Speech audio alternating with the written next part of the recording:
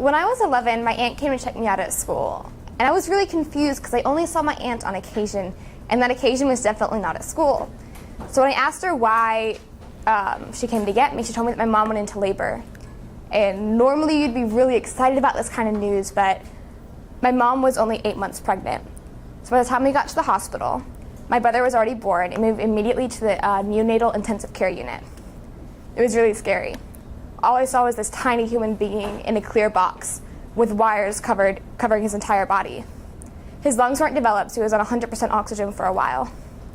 But during this time, I watched his neonatologist, or his neonatal surgeon, save his life. And that's when I decided that I want to do the same thing.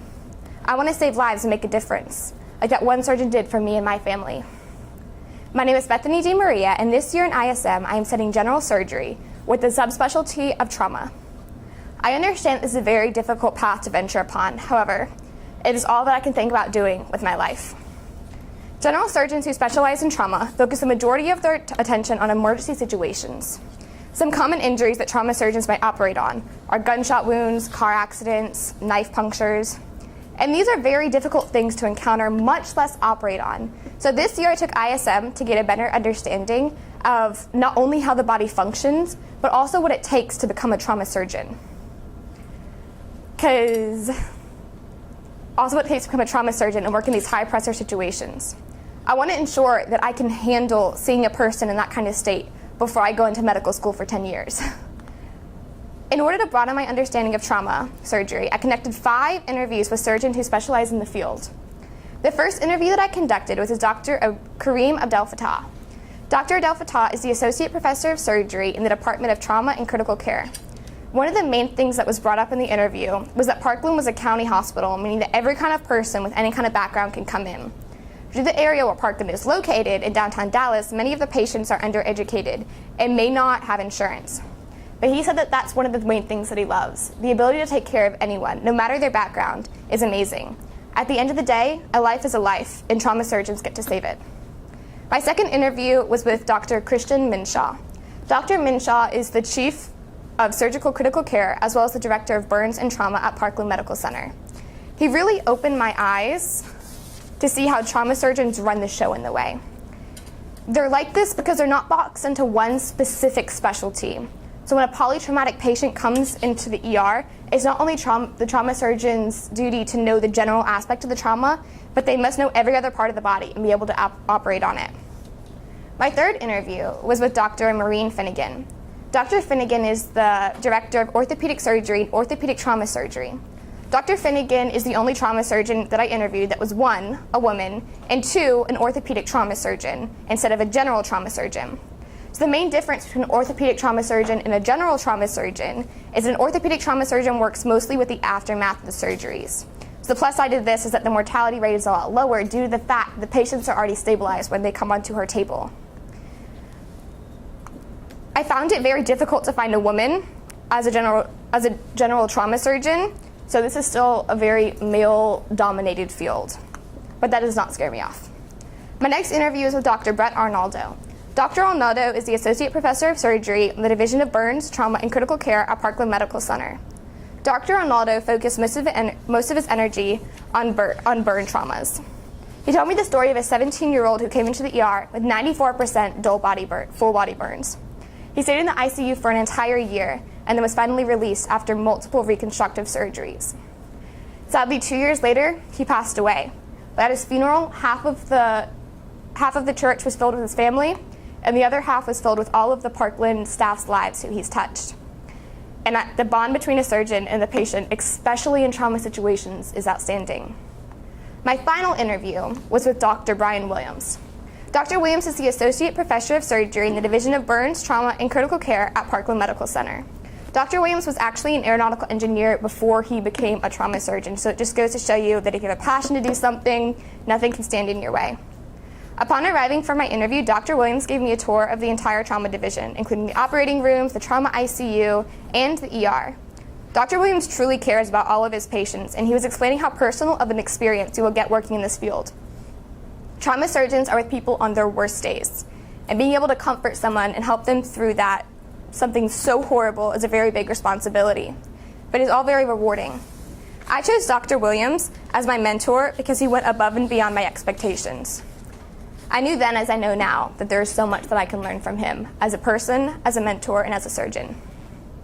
I have so far been able to shadow Dr. Williams several times on his 24-hour trauma calls, and it equates to over 34 hours of observation that I've had the privilege of seeing so far. So far in my journey, I've been able to see an amputation of a lower leg, several laparoscopic colectomies, an umbilical hernia repair, a gunshot wound, car accident victims, burn victims, an active seizure post-fall, organ exposure post-colectomy, and a man who was hit by a train. And it's been such an adventure, and I've learned so much.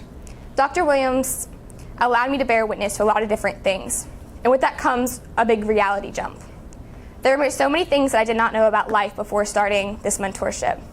It has been hard, and I've had my deal of sad and depressing days. However, I've also seen the life thrusted back into someone's eyes as their life is saved. There have really been two truly difficult cases for me to cope with this year. The first one was an 18-year-old male who came in via helicopter. He was unconscious as he came into the trauma bay, and immediately the trauma team was going to work. The patient was hit by a train and sustained multiple open fractures and lacerations, including one across his face. The doctors did the best they could, but unfortunately, in the end, the patient could not be revived. The second patient was a middle-aged man who came in via helicopter after having poured gasoline on himself and lighting himself on fire as an attempted suicide. He was slightly conscious and had to be sedated. The patient had about 85% full-body burns over his entire body. I'm not sure if he lived or not. These were both really hard for me to deal with. The young boy who was hit by the train was the first death that I've ever seen, and it was gruesome and sad. The second one, the burn patient, was more difficult in a different way. It was harder for me to wrap my head around at first because it was an attempted suicide. I couldn't and almost didn't want to understand how someone could be that desperate and how alone he must have felt. I'm not going to lie, I've had my personal struggles dealing with all that I've seen. It has not been easy. On the other hand, however, if it was easy, then I'd feel I'd have an even bigger problem on my hands. Trauma is not supposed to be easy. It's not for the weak of heart. I know that the road that lies ahead of me is filled with obstacles and tragedies that I will have to deal with. But I also know that if I'm able to save one person's life one day, it'll make it all worth it. That makes it all worth it to me. In the words of Confucius, choose the job you love, and you'll never have to work a day in your life. So I began my research into many different key aspects of trauma surgery, specifically in the aspect of combat surgery. I have known that I want to be a trauma surgeon in the military for a couple of years now, and I wanted to revolve my original work around ways to reduce the mortality rate of war overseas. To gain this broader understanding, I researched emergency surgery, combat surgery, and infections that are common that lead to death, such as sepsis. My original work first focused mostly on trauma surgery in the combat settings. Combat surgeons carry upwards of 80 pounds of medical equipment on their backs, so when they come across a patient that needs treatment, the time that it takes for them to get their backpack off and locate the surgical supplies is time wasted. I've researched the 4 main injuries that are seen in a combat setting, and then looked at the main tools needed to treat said surgeries. The tools will then be put on a surgical belt for easy access. With 60% of the injuries with the highest mortality rate is hemorrhage.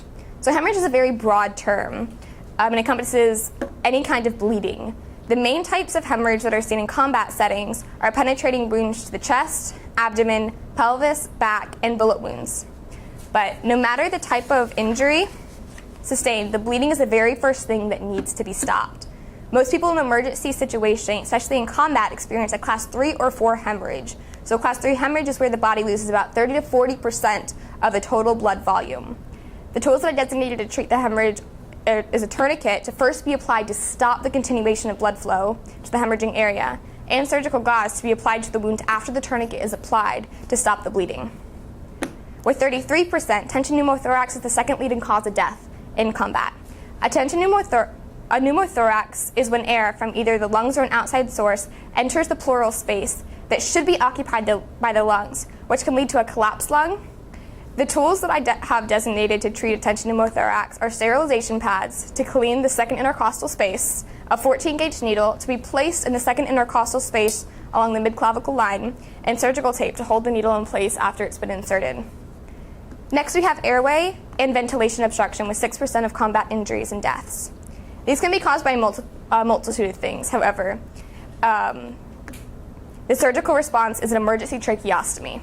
The tools needed are an 11-blade scalpel, a tracheostomy tube, and a bag valve mask in order to make sure that the patient's getting all the air that they need. There are more tools recommended. However, I looked over the procedure and deemed some of them unnecessary in the combat situation. Finally, we have burns with 5% of combat injuries and death. The burns that occur in trauma can either be fire or chemical burns. Either way, there is a risk of infection that increases the longer the clothes have to melt onto the skin. So keeping this in mind, the only tool that I deemed immediately necessary to treat burns is scissors in order to remove the clothes of the patient and then proceed to treat the other wounds. The combat belt will be made up of all the tools that are immediately necessary among the most common combat traumas. Their easy accessibility will allow a quicker response time, thus saving lives. So among the thousands of different scientists in the world with millions of different ideas, conflicting opinions, there is one constant. There is one thing that almost every single scientist can agree is present in the world: change. There is always something that is changing into something new and better. In the midst of all this chaos, how does one question say the same? How have we not yet confirmed a permanent answer? How is it still a mystery? Ladies and gentlemen, the question is the question of life. What is life? Or more importantly, what does it mean to be alive? What differentiates a living and breathing person from one who is not? Is it brainwaves? The actual achievements that one conducts in their lifetime? The heart signals? As I mentioned earlier, I have seen someone die before, and the death itself really confused me. I was standing towards the front of the room, trying to take in everything that was happening around me, and then all of a sudden the time of death was called. The reality shocked me because I wasn't expecting it. I was paying close attention to the EKG and the procedures being performed, and when the time of death was called, there were still electrical signals being transmitted onto the EKG. Now this brings me back to my initial question: what is life? I'd always equated life with brain waves and a heartbeat, but now that wasn't entirely true. I asked my mentor, Dr. Brian Williams, about it, and he said that the patient had pulseless electrical activity. I had no idea what this was, and I wanted to understand all that I just witnessed, so I began my research into PEA. I decided to develop my final product around not only an in-depth study of PEA, but also analysis of EKGs, so I can try and understand what the heart is doing when it's not beating, but it's still sending out these signals. To do this, I got 10 EKGs from trauma patients who were pronounced dead while having PEA. I'm analyzing every component that I can in order to find and try to see something that they all have in common, any correlation. So far, my understanding of PEA has skyrocketed from where I began. The big thing that I wanted to look into and understand was the difference between asystole and PEA. A common confusion in the medical world is the difference between a patient with PEA versus a patient with asystole. Ventricular asystole and PEA are both types of cardiac arrest, and cardiac arrest is where a patient does not have a pulse. But the main difference comes in electrical activity presented. Ventricular asystole does not have any electrical activity, which makes sense due to the fact that the word asystole literally breaks down into the roots A, meaning no, and systole, meaning ventricular contraction. When put together, the roots say no ventricular contraction, which in response mean that there is no cardiac output. On the other hand, we have PEA, and PEA is more complex and harder to understand due to the fact that the heart is still showing sinus rhythm. The reasoning for this is that the heart is lacking a connection with the electromechanical coupling mechanism, resulting in electromechanical uncoupling. And this occurs when the heart is under extreme stress. So while there is the fact that both PEA and asystole lack a pulse, the main visual differentiator is presented on the EKG itself.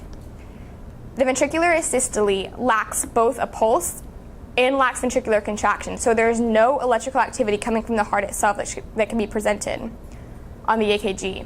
Asystole would therefore show up on the EKG as a flat line. On the contrary, PEA is lacking a pulse while also having seemingly normal EKG rhythms or sinus rhythms. On the EKG, there may be many different things that look normal. However, due to the lack of a pulse and the disconnect between the heart's contractions and the actual muscle contractions, the patient would still be in PEA. I'm still in the process of analyzing all the EKGs that I've received. However, I have started to see somewhat of a theme among a few of them. A few are showing PVCs. So PVCs are when